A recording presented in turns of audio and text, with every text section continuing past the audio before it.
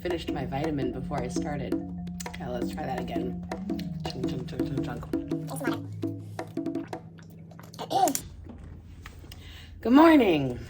Hi. I'm Natasha, and this is Always Be Crafting.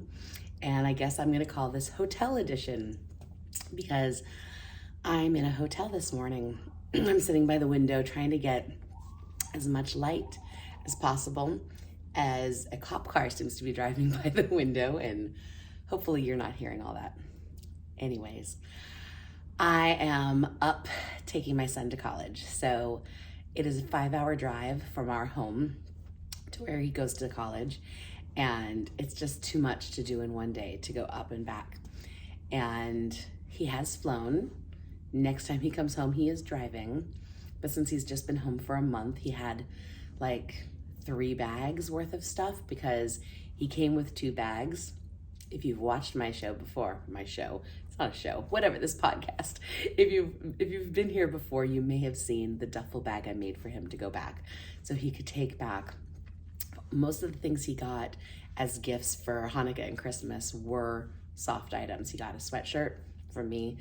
My other son gave him a t-shirt, and then he got some other soft things from other family members as well. So a duffel bag was very much in order for him to get back to school easily. I dropped him off at the dorm when we got into town yesterday so he could get his dorm all set up. They don't start classes till tomorrow. So this morning we are going to go out to breakfast and possibly run a couple errands before I drop him back at the dorm and say goodbye and I go home. Well, one of the nice parts is that, oh no, I have to stay in a hotel by myself. No, I do miss my husband and other son, but obviously I'm going to see them later today, and I'm going to have 2 months of just them before the college son comes back again for spring break. And so, you know me, I'm always be crafting. It's like it's a compulsion, a necessity for my life. So I did bring 2 projects with me to work on while I was in the hotel room that we left in the car. And I decided I didn't want to go back out to get it. So I just worked on the one project, but it was perfect because then I just like caught up with some of my favorite YouTubers that I haven't had a chance to watch in a while. So I caught up on, their New Year's posts and whatnot. Would you like to see the crafting I did last night? It was actually just mending. So a good friend of mine a year ago, I'm a terrible friend. I think 1 year ago, she handed me a sweater and she said, I love this sweater. I don't want to get rid of it, but it's got holes.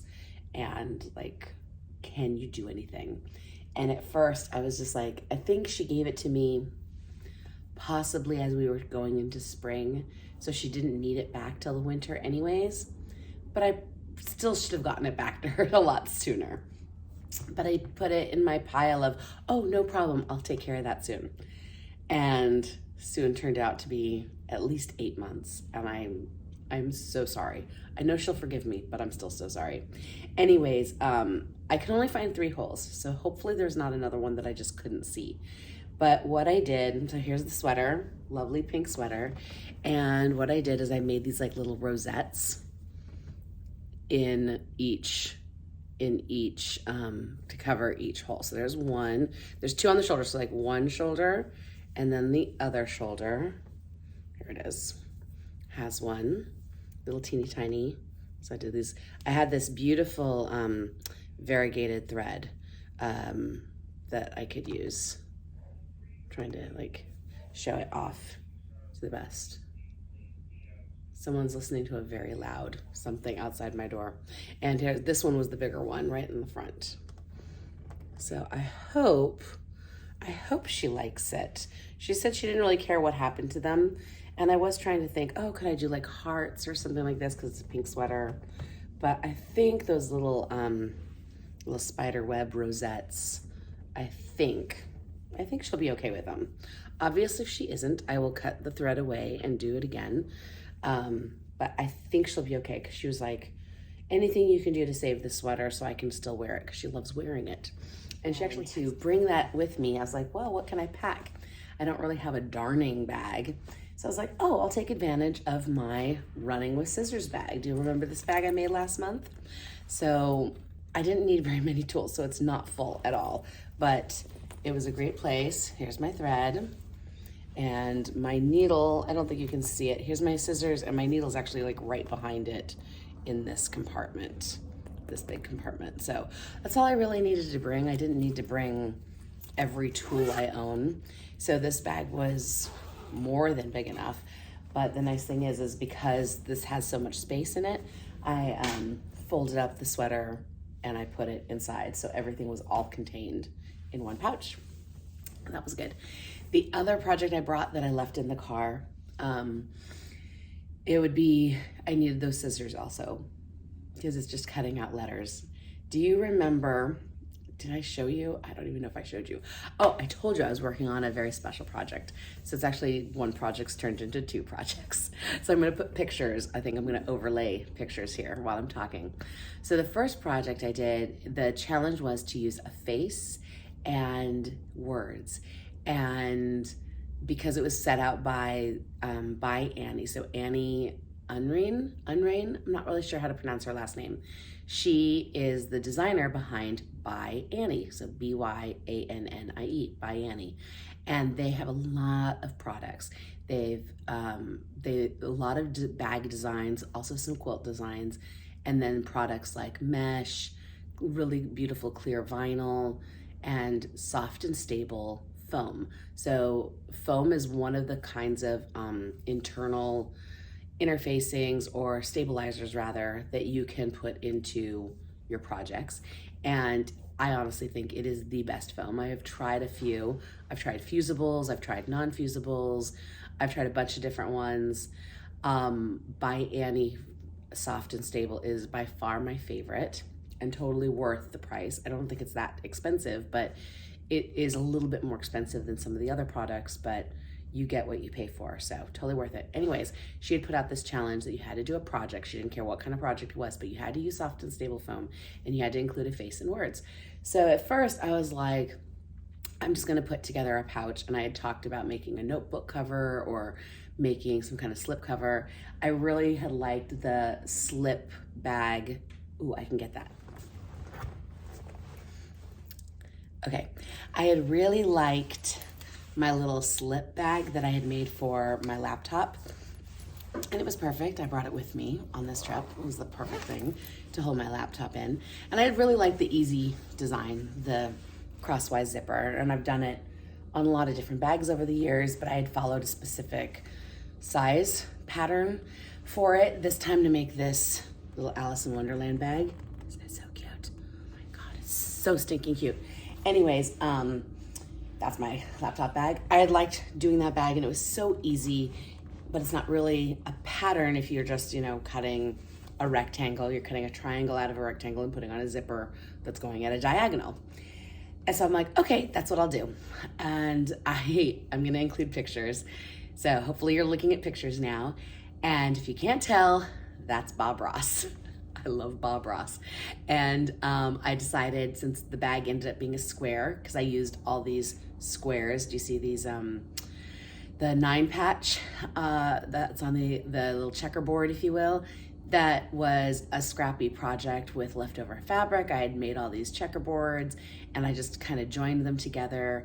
And one of my favorite things that Bob Ross says is happy little accidents.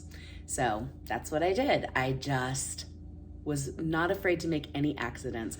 Even the soft and stable in this bag is what we call Frankenfoam or Frankenstable, because it was a lot of little offcuts of soft and stable foam that, because the stuff is too good to throw away. So when you have small offcuts, you just sew them together and you make your own piece of stabilizer. And so this whole bag was made using that, like using the scrappy kind of method. And even the fabrics for Bob Ross and the words happy little accidents, all those fabrics came out of my scrap bag. Everything I had, the zippers I had, and I loved it. I loved it. And you see, I made a small, out of the offcut of the triangle that I had to cut off to make the bag, I sewed that together for its own little bag, and I'm going to use this for my Zentangle supplies. It doesn't currently have my Zentangle supplies in it yet, but it will, and I love it. But then thinking about it, even though the challenge that Annie put out didn't say it had to be one of her patterns, I thought maybe she did say it has to be one of her patterns, but maybe I missed it. She just didn't care which pattern. But just to be safe, I decided, you know what? I have other bags that I was going to make from her patterns anyways, and I loved this process so much, and I learned a lot from making it, that I thought I would like to apply what I've learned and do it again. So I'm making another bag. I have a couple pictures I think I'm gonna put up of those fabrics, or the bag in progress. The bag is called the Hold Everything pouch, Hold Everything bag, Hold Everything something. I'll try to write the words on the screen when I get it correct. And it's a pattern I've had in my stash for at least since last summer. I think I picked it up last summer, and it's been on my list of things to do. And I had great fabrics, and I had another person that I wanted to create. So I'll put up whatever pictures I have on my phone, I will put up now of the person. I'm not gonna leave you in suspense. It's Albert Einstein. And I chose these fabrics. So the outside of the bag will be this constellation star fabric. The inside of the bag will be a bright blue cloud fabric. And the accent fabric, if you will, for anywhere I didn't have enough constellation fabric, I'm going to balance that with this black and gold cork fabric. So it's not cork, it just looks like cork, and it's gorgeous, and I love it. And I love how all of them relate to one another. And I don't remember the quote off the top of my head that I wrote out, but I put into my Cricut, so I put everything into my Cricut. Maybe I'll have a picture of that. Let's see if I can get like a picture of like what my Cricut looks like, my Cricut home screen looks like. So you'll be able to see the quote because I can't remember it off the top of my head. Anyways, what I learned about cutting out letters out of fabric, because the Cricut blade has to go at a lot of different angles to create the letters, you can get a lot of rough edges, especially when the letters are smaller. I learned that even though my letters were quite big when I did the Bob Ross Happy Little Accidents, I knew that this quote from Albert Einstein was longer, the bag was smaller, so the letters were going to have to be smaller. So the best part, and I think I might have footage of this, is my Cricut can draw with a pen also. It doesn't just cut. So I set up the Cricut machine to draw, and because I could do that, I could do it on my Joy Extra, which is my new little Cricut machine, because it's just drawing, and then I'm gonna use my scissors to cut them out. But like I said, I left that part in my car, so I did not cut out the letters while I was here in the hotel, and it's too cold, and it's not worth it because I'm gonna be going out to breakfast soon. So it's fine. All right, so that's another project to talk about. Oh, here's my other upcoming project, and I finally, okay, it starts today. It is called the 100 Block Challenge, using the Tula Pink Modern Block Quilt, Mini City Sampler, I think is what it's called. I'll plop up a picture of the book here. And I'm laughing at myself because I bought the book years ago, and then as I'm getting ready to do this challenge, I could not find the book. I looked high and low, I could not find the book. So I bought it again because A, it was on sale, and B, I had a gift certificate. So the book only cost me $5. So I thought for $5, it's worth not having the stress of not being able to find this book. So I could start on Monday, the first day of the challenge. Everyone waffling so much on which fabrics to use, because each block is different. Some of the pieces are very small, like 1.5 inch square. I think the biggest piece is like 3.5 inch square, and that's not in every single block. A lot of the blocks have these much more of the tiny pieces. So I was having a really hard time using fabrics with pattern because I always wanted to highlight what was special about the fabric. And you have to just kind of like let it go and just cut into the fabric and let the designs fall where they fall and enjoy them the way they are, you know. but I couldn't get my head wrapped, like I just could not let go. So I said, fine. And I decided this Sunday morning, yesterday morning, before I went to work, before I drove my son up here to college, I was like, that's it. I have to choose my fabric. I'm choosing all fabric that is no pattern, like zero pattern. It has to be kind of like marbly or alcohol ink dye look or batik. But if I look at the piece of fabric and there's a pattern to it, like I can recognize a check, or I can recognize a stripe or a flower or any kind of motif that is recognizable, I wasn't using it. So that's what I did for myself, because I said, I'm not going to be able to get over patterns right now. My brain is not letting me walk away. And so I'm just gonna reduce that desire and just pick fabrics that have absolutely no pattern, that kind of look tie-dyed or whatever, but there's no actual pattern to the fabric. And I have so much fabric. The other nice thing about making this rule for myself, because this is just a rule for myself, no one has to follow this rule, this is the rule I'm following, was that I get a lot of saturated colors because these fabrics are just pure color. And I was choosing all fabrics from my fat quarter stash. I have these 6 large bins, 6, 7, 8, I might have 8 large bins now that I'm thinking about it. And they're filled with fat quarters that I inherited from my mom. So there's something really special to me, because like my mom had this vast collection of fabric, and I was able to go through, she kind of had her fat quarters slightly separated from her yardage.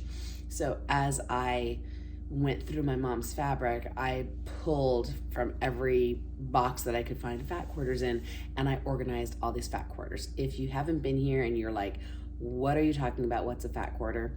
A fat quarter is simply a measured piece of fabric that's roughly 18 inches by roughly 22 inches. Well, it's 18 by roughly 22. The reason it's that measurement is because a yard of fabric is 36 inches, right? But how wide is that fabric? That's how long it is. It's 36 inches long because you've cut off a yard of fabric. You've chosen that measurement. Well, cotton fabric typically is around 44 inches wide. So if you're taking a fat quarter, you're taking half of the width and half of the length. So that's how you get a fat quarter. So it's 18 by roughly 22. And that's what I used. And so I was in a very big hurry because I had to go to work. I had a time frame. I had a limited amount of time. So I just grabbed as many, I just pulled out of the drawer, and if I pulled a piece of fabric that had pattern, I put it back. I just pulled all the saturated color I could, and then I brought it over to my work table and I started spraying everything with starch, because I think when you're doing quilting, for me, it's much easier if your fabric is pre-starched. But starch works better if you can spray it and let it dry and then iron out any creases. That's what I have found to be best practices for me. So I finished a bottle of starch actually, because I went through so much starch, but I only sprayed the green and purple fabric. I didn't even get to the blues or the pinks or the creams. I didn't even get to the other colors that I pulled. So, but that's okay, because I can start with green and purple. The green and purple are my 2 favorite colors, and I only have to do 1 block today when I get home. And if I don't do it today, if I do 2 blocks tomorrow, oh well, again, there's no police, there's no wrong way, but that's what I did. So hopefully I'm starch. Well, I think it's a nice thing, because I'm up where my son goes to college. There's actually a Joann's Fabrics here in town. Now where I live, there is no Joann's Fabrics. I have to travel like 30 to 45 minutes to get to a Joann Fabrics. There are a lot of wonderful quilting stores. I do not only go to Joann Fabrics, okay? Make that very clear. But it's much cheaper to buy starch at a big box store. So I can get myself a jug, I mean like a gallon of starch to replenish. It's not even starch, it's actually starch alternative. The one I use generally is Best Press. So that's the brand I have generally found the most success with. I know there's a lot of other people out there who actually make their own out of vodka and water, and I have considered doing that, because vodka, if you get like the cheap, vodka and mix it with water, it makes great starch, but then it is real starch, and I guess I'm worried about the flaking that comes with starch. but the best press is a starch alternative. I've never had any flaking on my fabric. Anyways, I really like it, and I like the unscented one specifically. So I'm gonna stop at Joann Fabrics after breakfast and errands. I'm gonna go to the fabric store before I go home and get myself some more best press. So that's everything, I think, as my update. Did I even say what day it is? It is the 15th of January. So we're halfway-ish, halfway through today. We will be halfway through the month. And I'm excited. I'm excited that my son is excited to go back to school. He loves it here. So he's happy. That makes mama happy. I think that's all I have to talk about. I get to go. I get to go have breakfast with my son and continue with a beautiful day. I hope you have a beautiful day wherever you are, whenever you are. I hope it is a wonderful day and you're happy and you're finding ways to add a little craftiness to your life too. All right? Have a great day.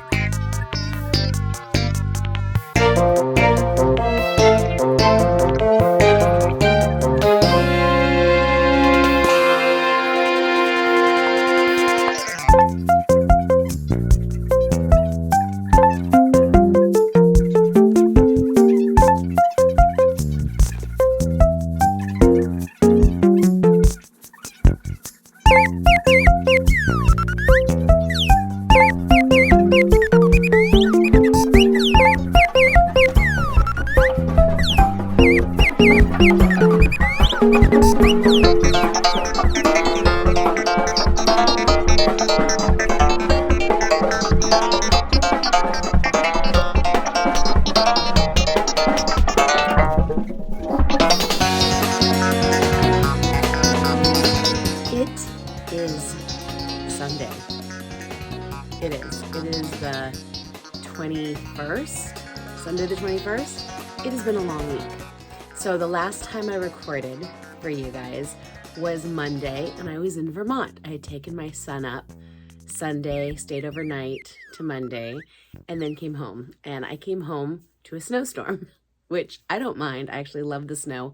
So we had a day off on Tuesday, but my day off was slightly spoiled because our septic tank had a clog. I know, gross, totally gross. And stuff was coming back into my basement shower. Totally gross. So I had to kind of babysit the basement shower, which isn't the worst thing. I'm trying to look at the silver lining because my crafting space is here in the basement. That's where I am. I'm in my basement. And so I got to spend the entire day in my basement because it was a snow closure.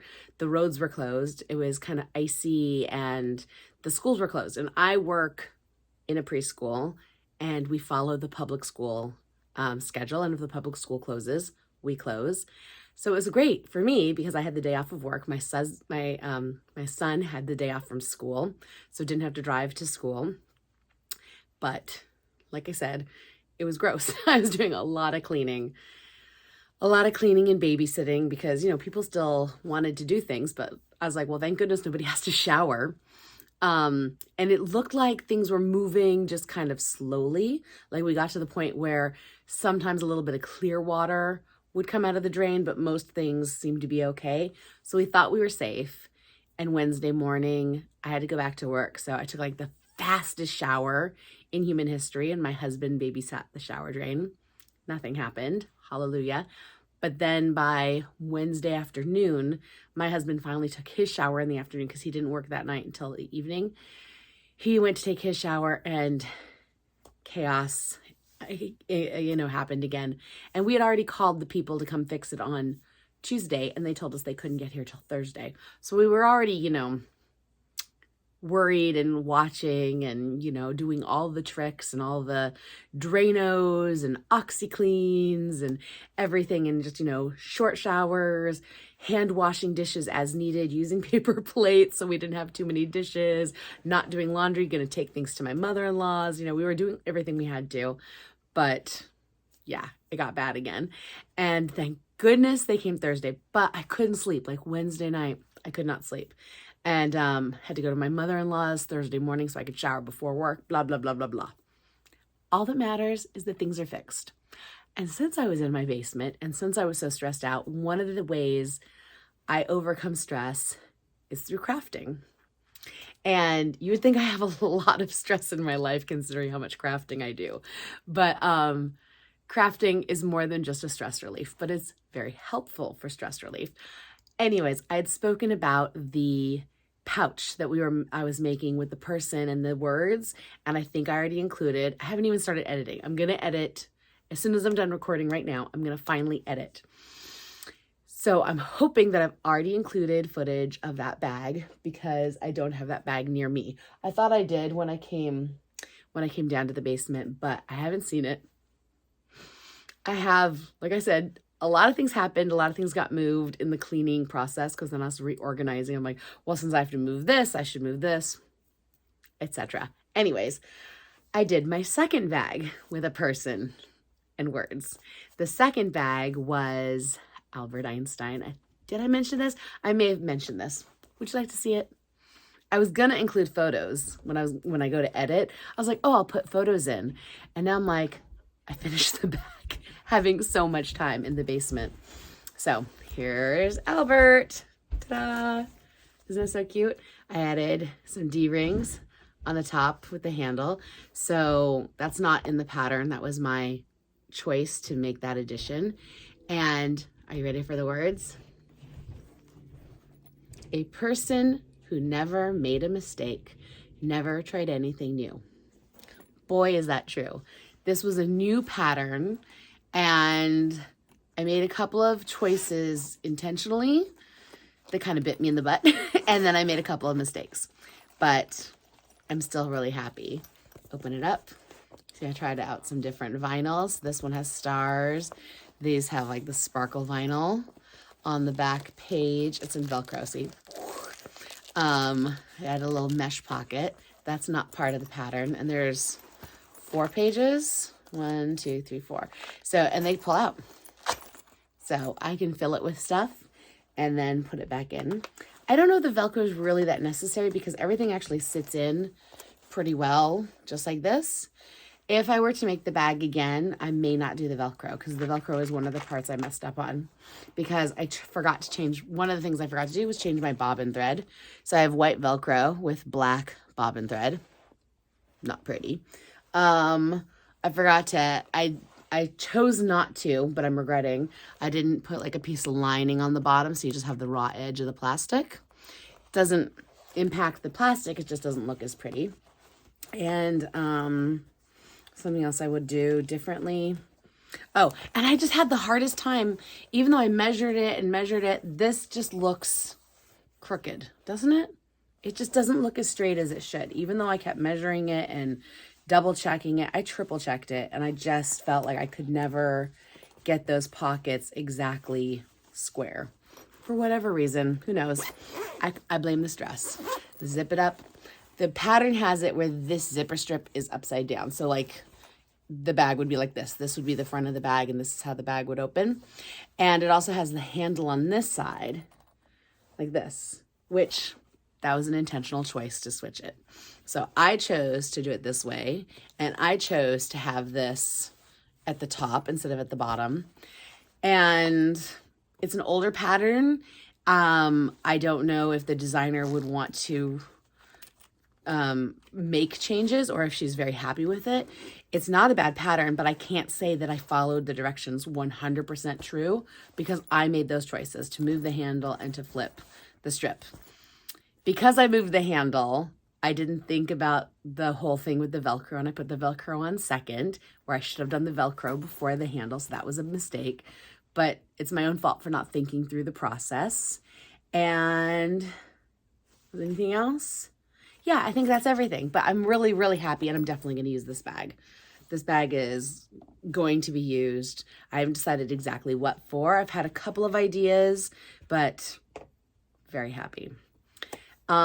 In the cleaning process, because remember I was taking things out, putting things back, because my shower down here in the basement, it's great having a shower, but honestly, no one ever uses it as a shower. So I've been using it as a closet. Everything's in plastic bins, so nothing got ruined during this whole flood. But everything had to come out of the shower, everything had to get cleaned, sanitized, and I'm putting things back. I'm trying to be more mindful about how I put them back. And I found 2 projects that were lost.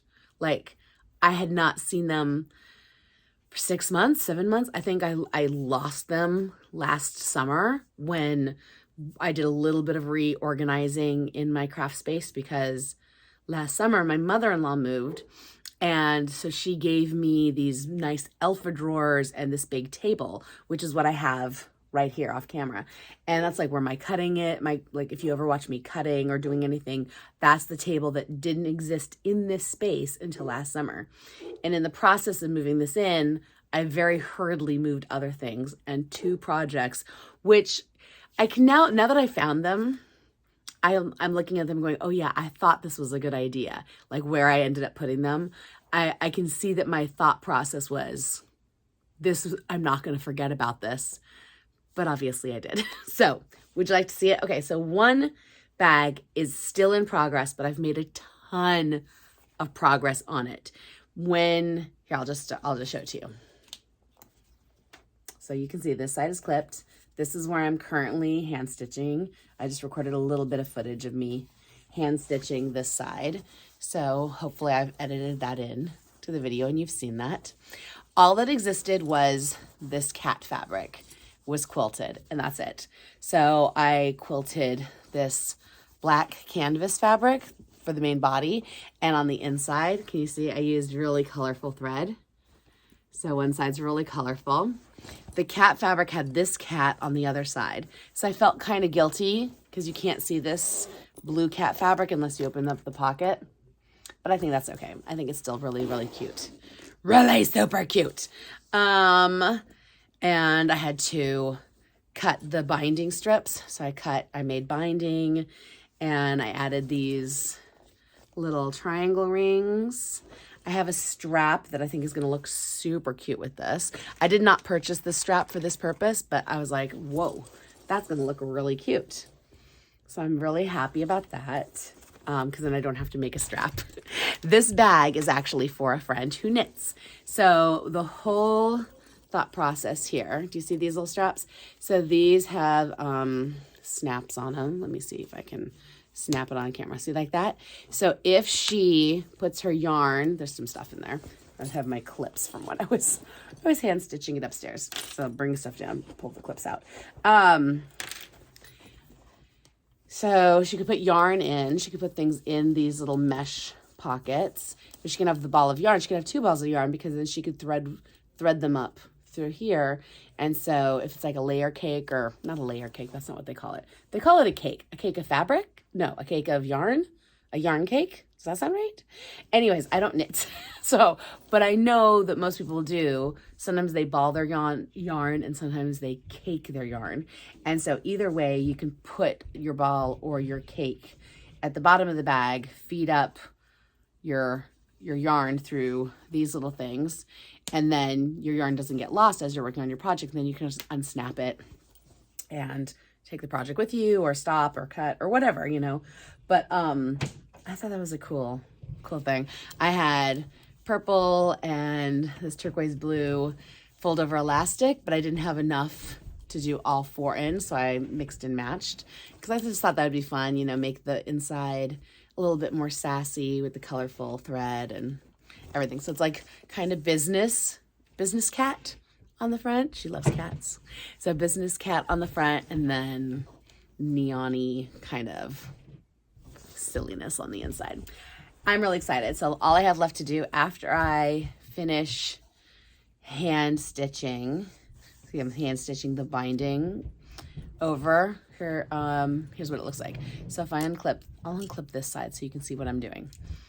So the binding was sewn on to the outside like this. All the layers are sewn together, so everything's sturdy. So all I'm doing with the hand stitching is just making the binding cover the seam. That's all it is. So it's not a structural stitch. So you can do it by hand because it's not structural. It's literally just to cover it so you can't see the guts of the bag. And then once that's done, then the top gets a zipper. So a zipper will go across the top of the bag and kind of loop around like that. Isn't that cute? I forgot to add they're like, you're supposed to put like a strip of fabric across one side so you can tuck the zipper tape. Totally forgot to do that. So I will either add a snap like this, like these little pop things. I might add a snap like this to snap it down, or I might not. It might just be loose and she'll deal with it. No, I think she's gonna love it. I think she's gonna love it. And it's a great bag. It's basically the open wide bag from Biani, but I added pockets to the outside because I had seen there's another pattern, Take a Stand, I think is what it's called.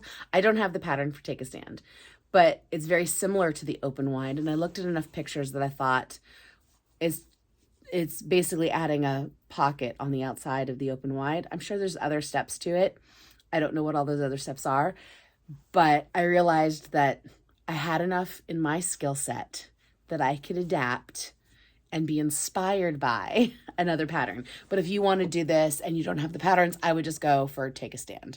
I would just start with Take a Stand because it came after the open wide anyways. So it's just basically a riff on that.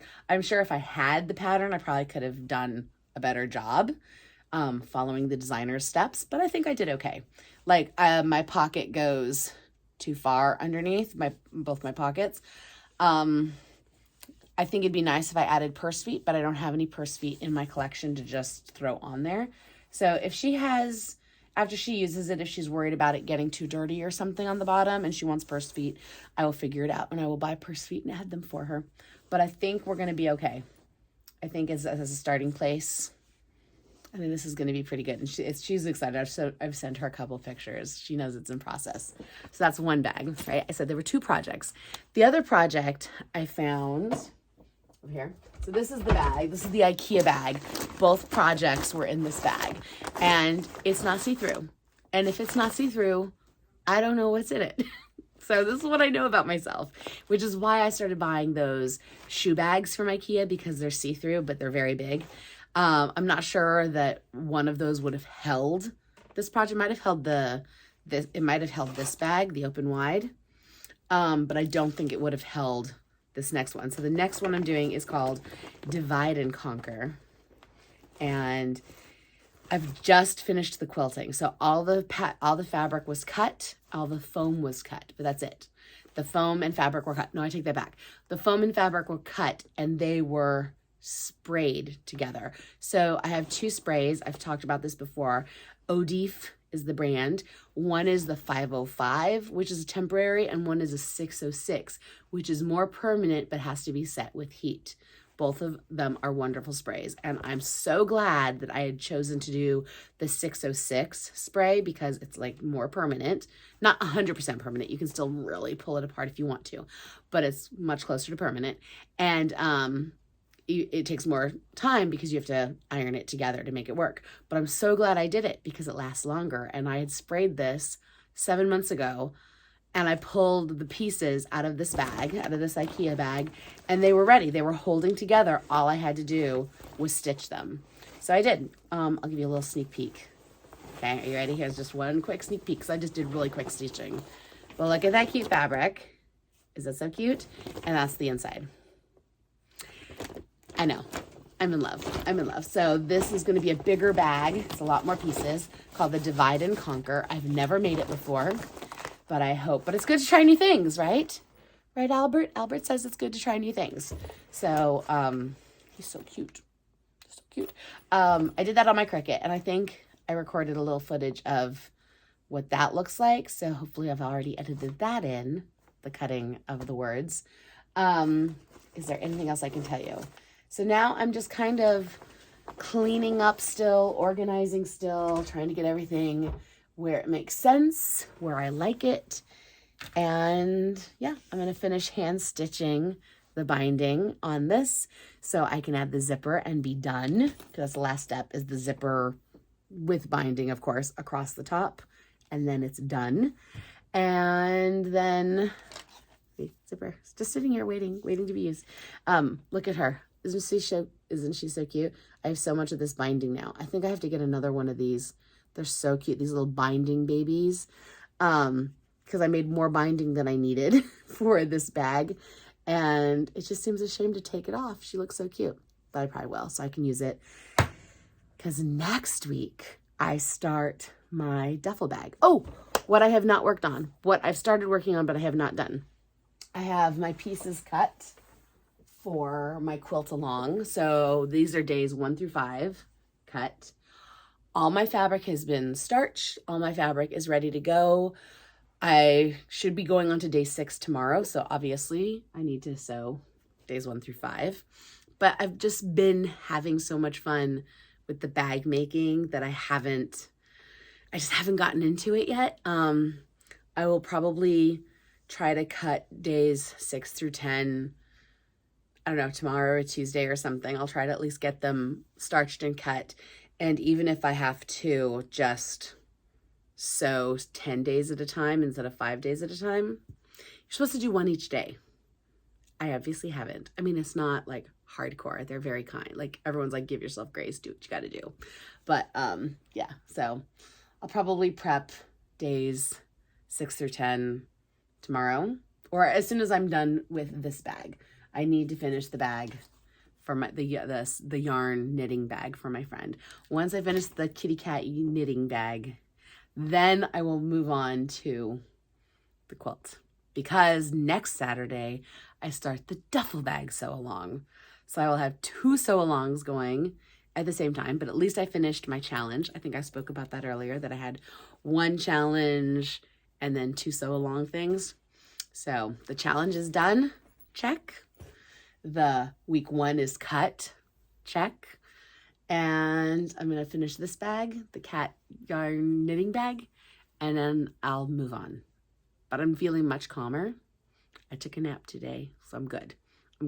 So I will be editing this soon, hopefully posting this to YouTube, hopefully before Tuesday. Hopefully, we'll see, because then I'd like to do 1 more video this month. That's my goal. My goal is to do 1 more video to wrap up January. So hopefully that video will show you some progress on the quilt and the beginning of the duffel bag sew along. All right, sounds good? Thank you so much for watching. If you've sat through this, me talking a lot of talking this time, thank you. Thank you. I hope you're having a wonderful day. I hope you're having a wonderful year. I hope you're having a wonderful everything, because that's all I hope for everyone. And if you're stressed, craft something.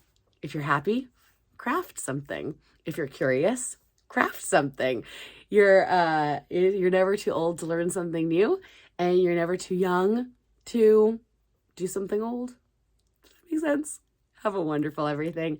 Thank you so much for watching.